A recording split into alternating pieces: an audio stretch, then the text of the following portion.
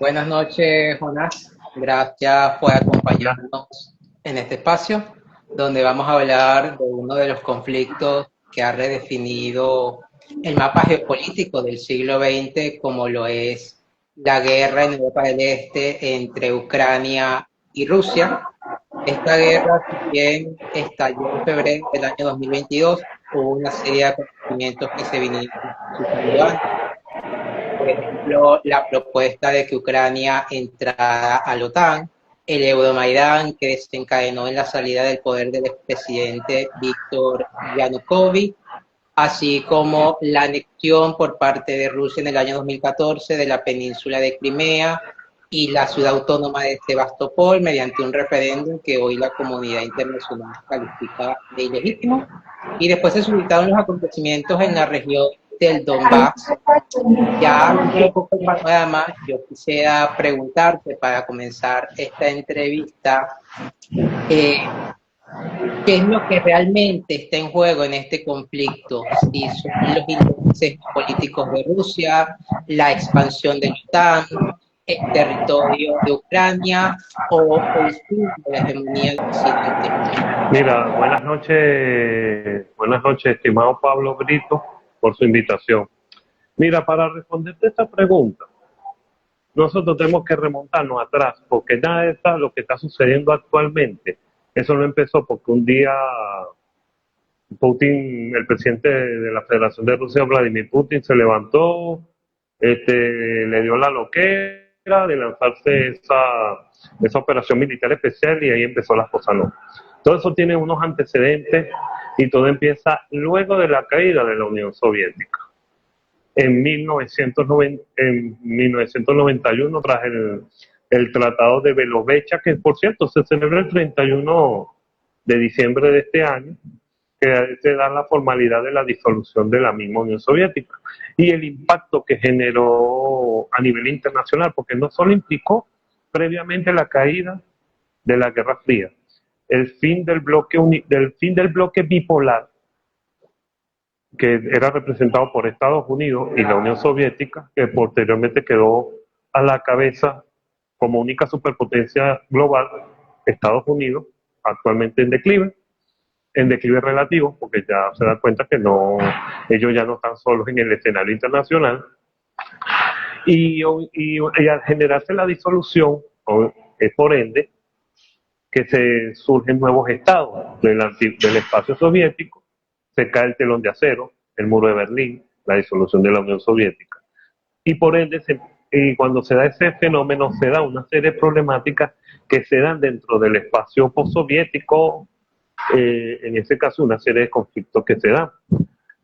Por ejemplo, el conflicto en Abjasia, en los 90 de Abjasia, de Osetia del Sur, el conflicto de Nagorno-Karabaj, entre Armenia y Azerbaiyán, que por cierto formaban parte de la Unión Soviética, más de 25 millones de rusos étnicos fuera de Rusia, problemas que empezaron también que no se delimitaron unos problemas fronterizos, limítrofes en este caso, y en el caso de Ucrania no, o sea, no es la excepción de la misma, porque bien sabemos que Ucrania obtiene su independencia es en 1991, en una serie de referéndum que se dio un referéndum que se da la conformación de un Estado independiente, igualmente Bielorrusia, igualmente la Federación de Rusia, porque el Tratado de Belovecha de 1991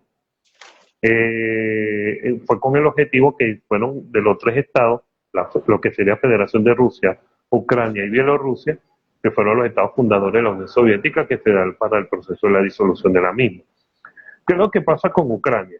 Territorialmente, tomando en cuenta en lo geográfico, es el país más grande de Europa. Segundo, Ucrania como país está dividido lingüísticamente, culturalmente en dos. Que de hecho, el mismo río que pasa por casi la mitad de Ucrania, que es el río Dnieper, hace la división al respecto, porque la mitad de Ucrania hacia el oeste son ucranianos, hablan ucraniano, religiosamente son cristianos, pero ellos son cristianos greco-católicos uniatas, que son de rito oriental, pero que reconocen la autoridad de Roma.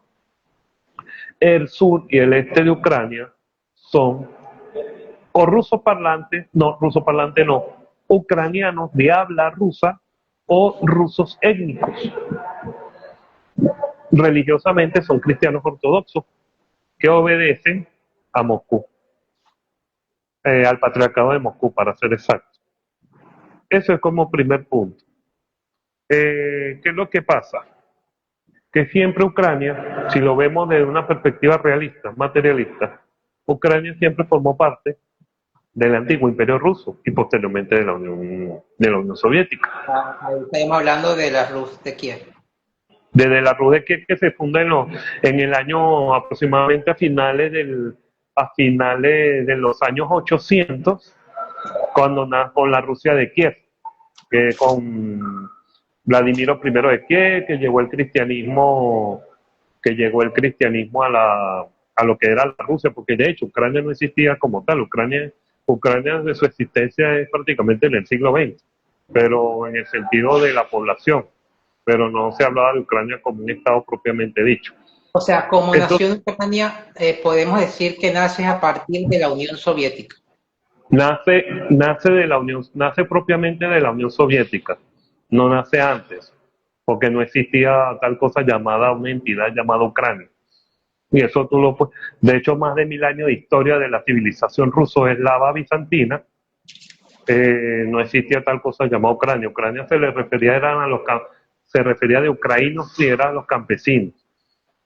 Se refería a los campesinos del occidente de Ucrania.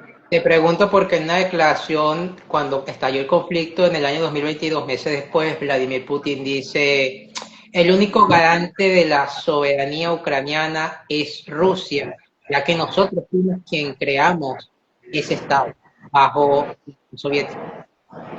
Claro, de la época soviética es que se crea en 1921, ya prácticamente finalizando, que nace con el nombre de República Socialista Soviética de Ucrania en 1921, porque en 1922 nace la Unión de Repúblicas Socialistas Soviéticas.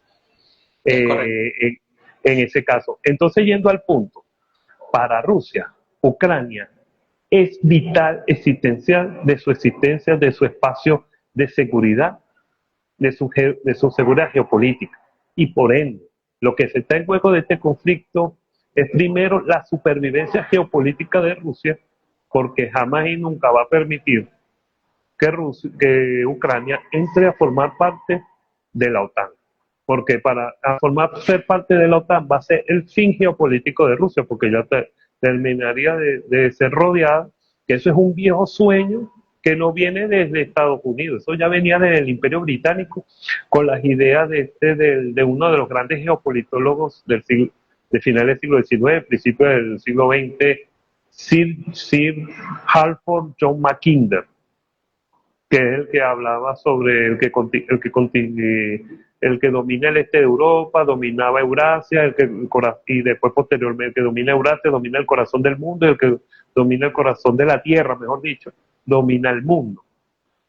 Porque ellos se hacían referencia a Rusia, porque para el Imperio Ruso, pero Rusia siempre fue históricamente una potencia telúrica y por ende continental, que de hecho abarca la mayor parte de la Tierra.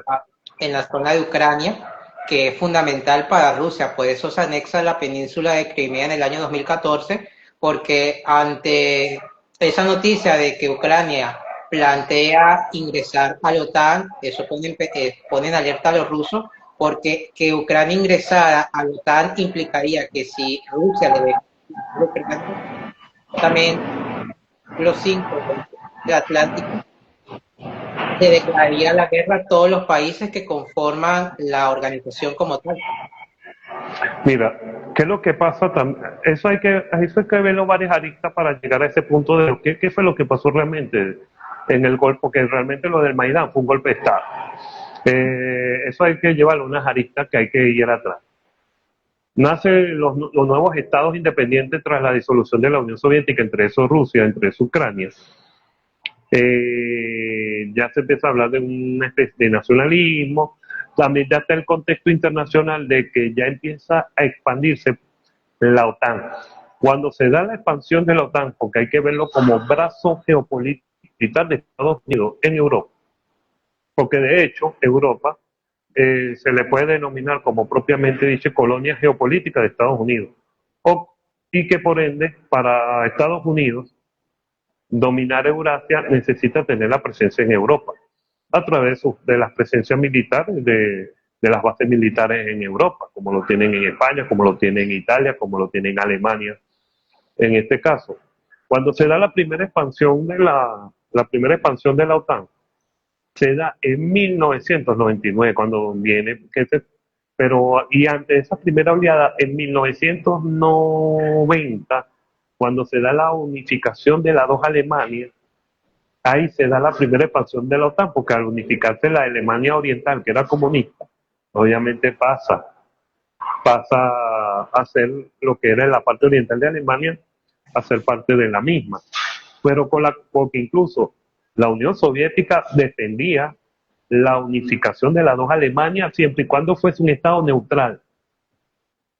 No como aún permitía, bueno, sí, ya está, ya forma parte de Alemania, toda Alemania unificada a la OTAN, pero no expandirse hasta más allá. Y de hecho, ese va a ser como un Estado neutral, como lo fue Finlandia y como lo ha sido hasta el sol de hoy Austria. Pero se da lo contrario, porque incluso, porque de hecho hay unos memorandos, aunque nunca existió propiamente un acuerdo oficial, que en aquel entonces el secretario de Estado, John Baker, que fue bajo la administración de George Bush, había prometido a Mikhail Gorbachev no expandir la OTAN hacia el este.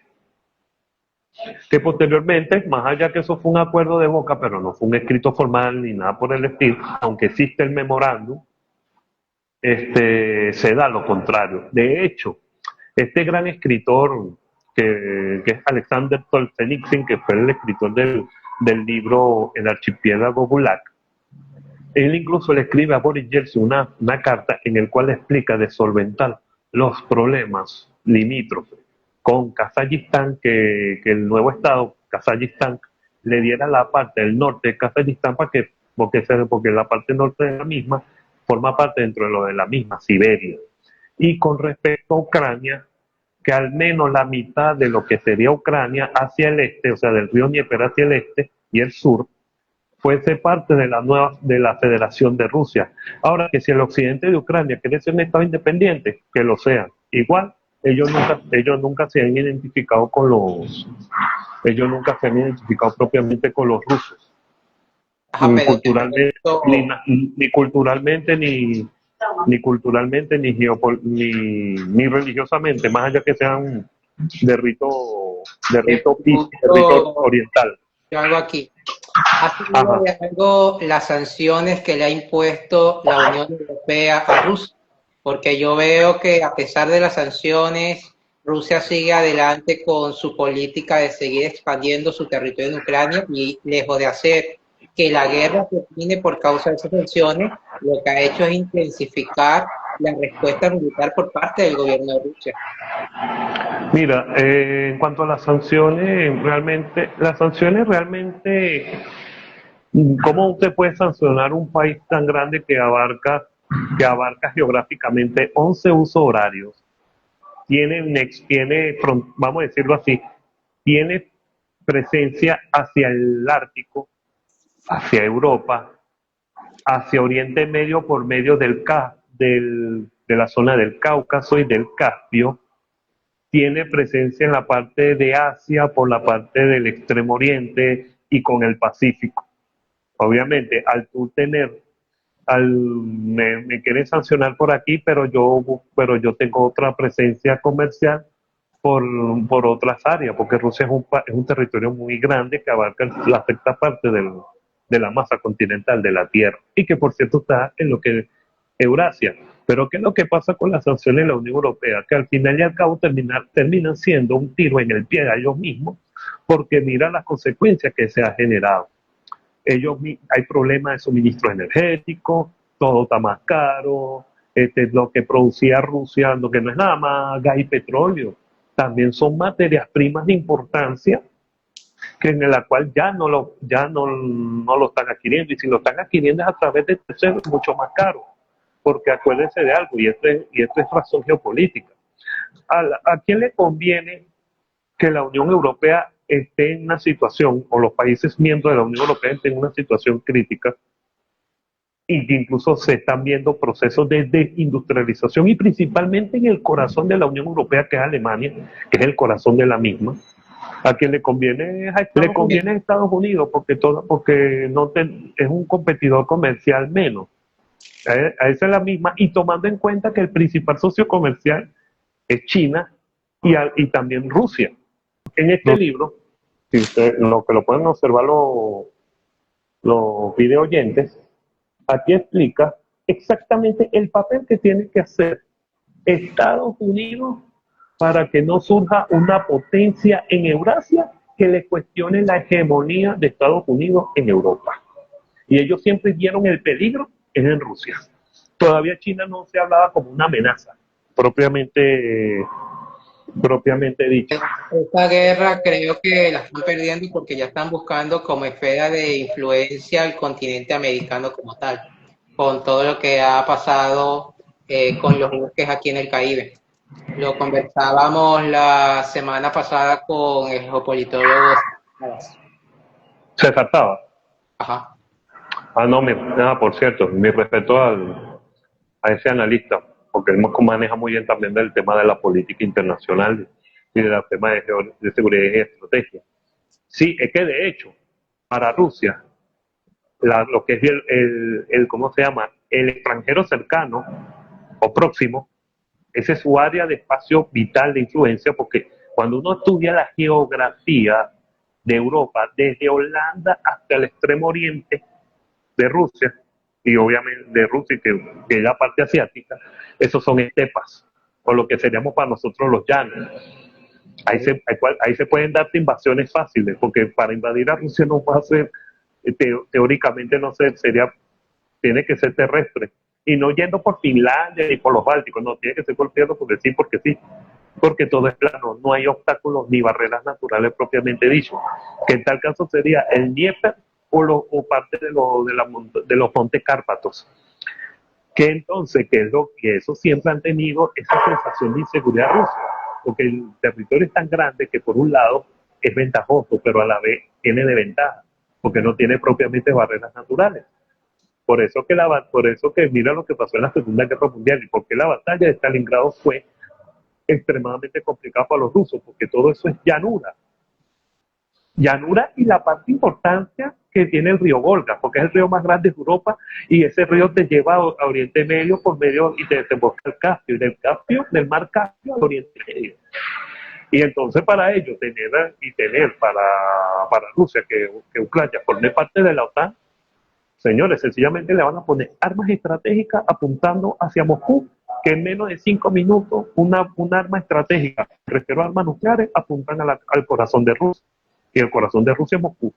Eso no lo va a permitir. Y si lo vemos en otra situación, Estados Unidos le permitiría que México le instalen armas nucleares rusas en territorio mexicano. Obviamente, ¿dónde van a apuntar? A Estados Unidos. Estados Unidos va a los misiles que iba a instalar la Unión Soviética en Cuba, pues ahí en el año 62. Claro que ahí viene la crisis de los misiles, pero ¿por qué viene también la crisis de los misiles? Porque Estados Unidos, con Turquía, que forma parte de la OTAN, le pusieron sistemas de misiles nucleares en territorio turco, apuntando a Rusia. Y por eso que viene esto como respuesta. Que tuvo cerca de una guerra nuclear. Que, sí. Por cierto le iba a afectar mucho a Estados Unidos, pero la que iba a salir perdiendo era Rusia, porque Rusia no tenía, o mejor dicho, la Unión Soviética no tenía misiles interbalísticos continentales, sino misiles de corto alcance para ese momento. Eso después fue posterior que lo desarrolló. Ahora, yendo a este punto, y cuando le mostré el libro, En ese libro explica qué es lo que tiene que hacer la élite política estadounidense contra Rusia y para mantener la hegemonía de Estados Unidos en Europa y, por ejemplo, en Eurasia, para que no surja una potencia que le cuestione la hegemonía estadounidense. Y por eso es que viene lo del Maidán. Por eso es que viene lo del Maidán en el 2013 y que culmina en el 2014 con el golpe de Estado que le hacen al presidente Víctor Yanukovych, ¿no? Por supuesto, presidente elegido, y los que estuvieron detrás del golpe fueron primeramente la Unión Europea, por Alemania, y estuvo Estados Unidos después a través de la Embajada de Estados Unidos en Kiev, Secretaría de Estado a través de la National Endowment for Democracy y la Fundación Open Society de George Soros. Y de hecho eso está comprobado. Porque todo eso se maneja de alguna manera u otra, todo eso está enlazado. ¿Y cuál es el objetivo? Ya allí tienen un gobierno propiamente pro-occidental. Y el próximo paso que Ucrania formase parte de la OTAN. Y eso no lo iba a permitir Rusia. Y de hecho ya se había advertido desde los 90, incluyendo cuando se dio lo del Maidán, que fue un golpe de Estado, y lo estaban vistiendo Kissinger, Stephen Walsh, John Mearsheimer hace años y otros, que incluso George Kennan, que fue el teórico de la contención como política exterior y geopolítica de Rusia de Estados Unidos en la Guerra Fría para contener el expansionismo soviético. Él mismo advierte en los 90, ya bastante viejito, señores, los que están cometiendo un grave error de expandir la OTAN hacia la zona de esfera del antiguo espacio soviético. Y todavía en el 2014 Henry Kissinger, John Mearsheimer, ellos lo advierten, señores, lo que están haciendo con Ucrania es grave, porque a la hora después, si se da un conflicto, la que va a salir perdiendo es Ucrania. Y lo que está haciendo Estados Unidos y Europa con respecto a Ucrania es un gravísimo error. Entonces, prácticamente han convertido a Ucrania en un estado vasallo de los intereses de la Unión Europea, satisfacer esos intereses oscuros, y prácticamente los que están perdiendo son los ucranianos, porque la respuesta de Rusia ha sido contundente y el territorio de Ucrania desde el 2022 para acá se ha reducido drásticamente. Ya no tenemos todo esto. Pero es que no es nada más que está perdiendo Ucrania, está perdiendo la OTAN, porque el objetivo de la OTAN era desgastar a Rusia. ¿Y cuál va a ser el siguiente paso de la OTAN viendo que no han podido desgastar a Rusia? Mira, ese conflicto va a terminar, desde mi punto de vista y por lo que yo he estado observando, eso va a terminar teniendo una solución militar. Y por otro lado, y a medida que el tiempo vaya pasando, para Ucrania va a ser peor. Obviamente que para Estados Unidos sí logró por los objetivos que fue vender más armamento, que los países de Europa le compren armamento, que le aumenten el presupuesto de seguridad y toda esta de seguridad, defensa, porque al final ¿qué es lo que hace? Bueno, sí, tú me compras las armas las tienen ustedes, pero después ustedes se las dan a Ucrania. ¿Y qué es lo que está tratando de hacer Estados Unidos ahorita? Lavarte las manos, como si ellos no tuvieran nada que ver en este conflicto, y entendiendo que no van a ganar este conflicto porque la mayor amenaza principal no es Rusia, es China. Y por eso que más del 60% de las flotas navales de Estados Unidos están en el Indo-Pacífico. Y más bien están buscando de que Estados Unidos, al menos con la administración Trump, que los europeos se resuelvan ellos mismos sus propios problemas, nosotros nos retiramos de manera progresiva y enfocarnos a áreas prioritarias, que es donde se está jugando la supervivencia de Estados Unidos como hegemonía. Okay.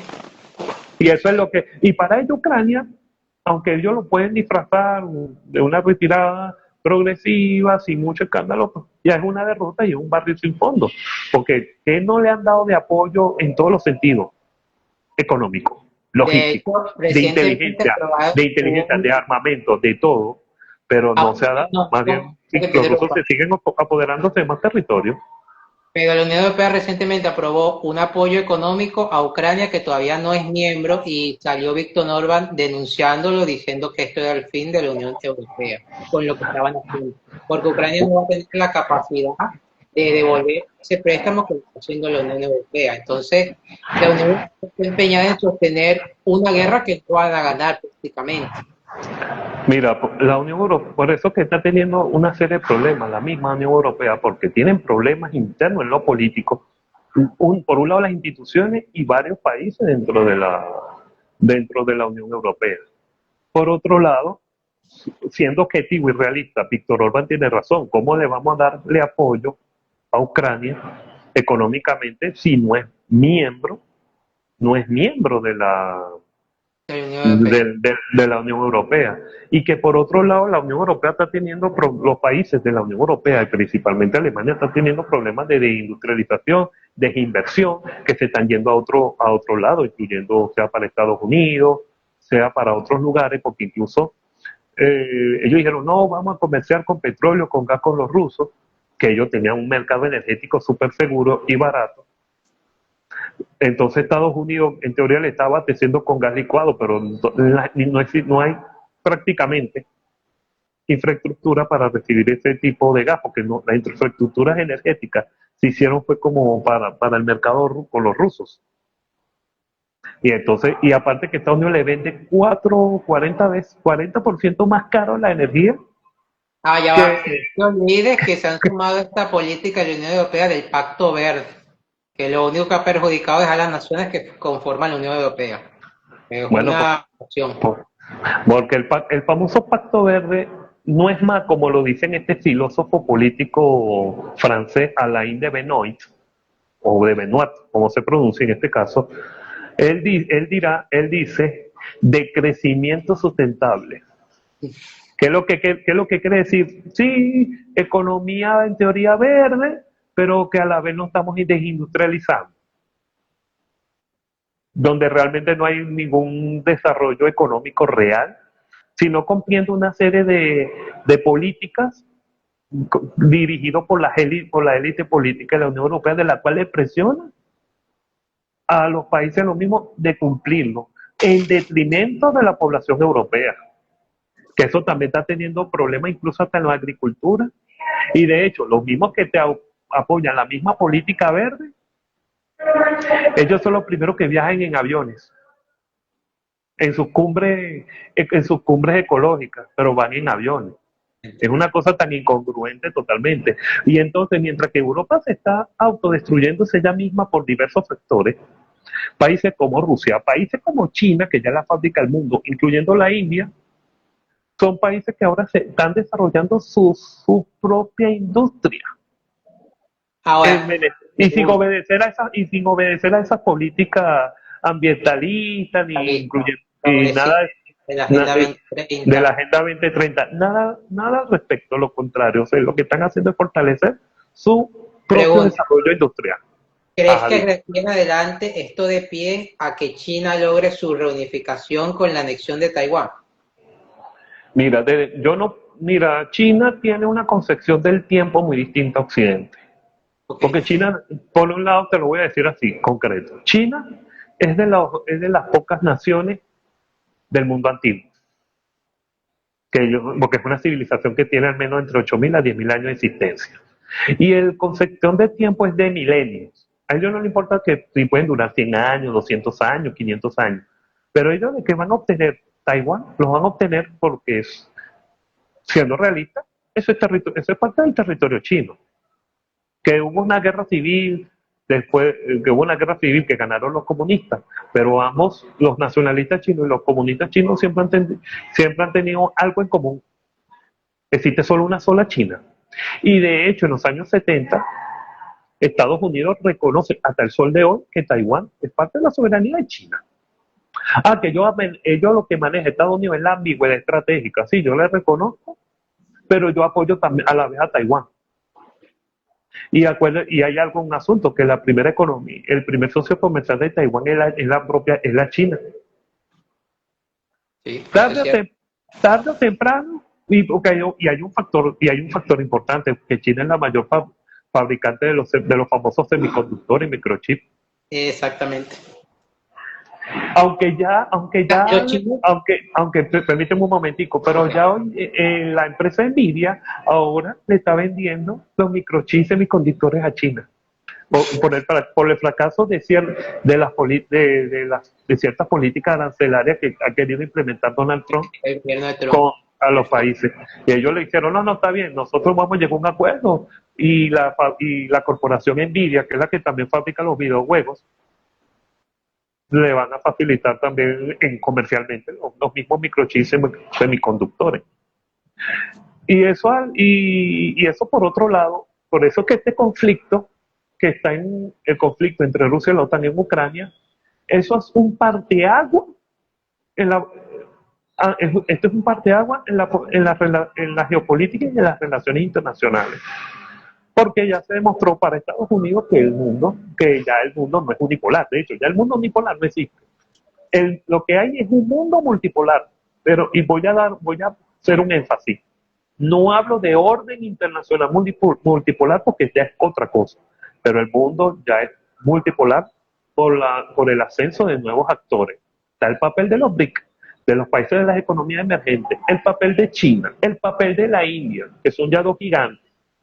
En América Latina o Iberoamérica, que prefiero decirlo Iberoamérica, Brasil, Rusia y Indonesia, incluyendo países de África que no vemos mucho África, pero que en África se están dando unos movimientos geopolíticos muy interesantes. Por un lado, queriéndose sacar el yugo francés. China ha sido un papel determinante en África, y Rusia por el papel de la seguridad. Y lo que están jugando los países del Sahel, que es Mali, Níger, Burkina Faso, terminando de expulsar la hegemonía francesa. La construcción de la ruta de la seda por parte de China. Claro, y por un lado, en todas las regiones donde se está haciendo, la nueva ruta marítima que se está haciendo el norte, que encabezada por Rusia, que eso le acorta la distancia, y donde estamos obteniendo recursos minerales de tierras raras, más gas, más petróleo, más agua potable en la zona del Ártico, y de la cual la hegemonía la lleva Rusia. O sea, cuando tú te pones a ver lo que sería Occidente, encabezado por Estados Unidos, y en menor medida Europa, porque para mí la Unión Europea a nivel geopolítico es irrelevante por completo. Están rezagados. Y ya a nivel de PIB supera a los países de los BRIC a nivel de PIB. Y ojo, no PIB nominal, real. Que como vuelvo y repito, el conflicto en Ucrania y te lo digo así, esto es un antes y un después, y es la primera guerra del mundo multipolar. Tal cual como por eso. Y por eso también se ha hablado de que, bueno, hasta la misma ONU tiene que ser reformada. Y que se tiene que, y por eso que en un hipotético orden internacional multipolar tiene que darse en bloque de los grandes espacios geopolíticos en este caso. Aunque, claro, existiendo un orden internacional multipolar, todavía Estados Unidos sería un gran polo de poder, pero que ya no sería la hegemonía, propiamente dicho. Y por eso que se está tratando con Trump, al menos con la administración Trump, de llegar a un acuerdo de paz con Rusia, con Ucrania, que Ucrania acepte, o la élite política ucraniana acepte las condiciones, porque acepte tales condiciones y eso implícitamente es el respeto de los espacios de esfera de influencia. Y esa raíz a Estados Unidos y la Unión Europea, al no escuchar la demanda de los rusos, del problema de ellos que siempre han tenido de la inseguridad territorial, y fueron desoídas, y por eso que se dan una serie de acuerdos como lo de Minsk, que lo hicieron, pero lo hicieron para no cumplirlo, y ellos seguir armando a Ucrania. Lo hicieron la guerra contra Rusia. Y Minsk 2. Min 1, 2014, Min 2, 2015.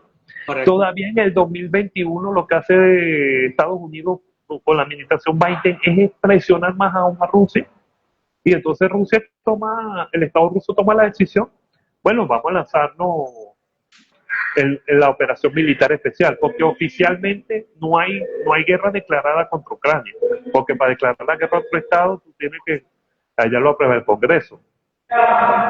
Bueno, Jonás, fue un placer tenerte en este espacio. Estás invitado para próximos encuentros donde podamos abordar otros temas. Gracias. Esperamos tenerte.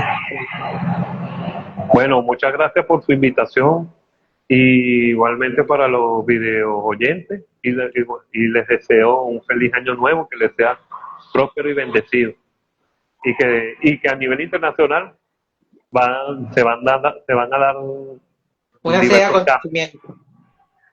Correcto, hay que seguir los acontecimientos. Exacto. El mundo nos necesita atentos. Eso es correcto.